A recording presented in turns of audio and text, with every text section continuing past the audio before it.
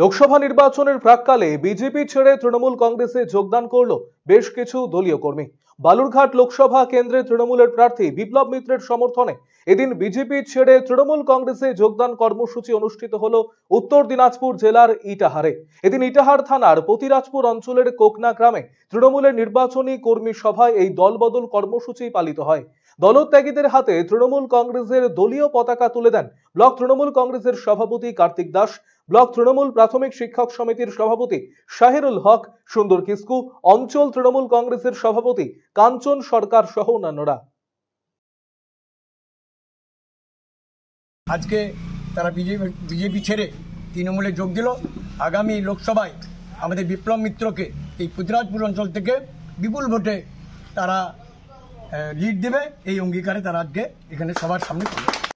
আগুনে পুড়ে যাওয়া ৩টি ক্ষতিগ্রস্ত বাড়ির অসহায় পরিবারগুলিকে সব ধরনের সহযোগিতা করার আশ্বাস দিল ইটাহারে তৃণমূল কংগ্রেস নেতৃত্ব।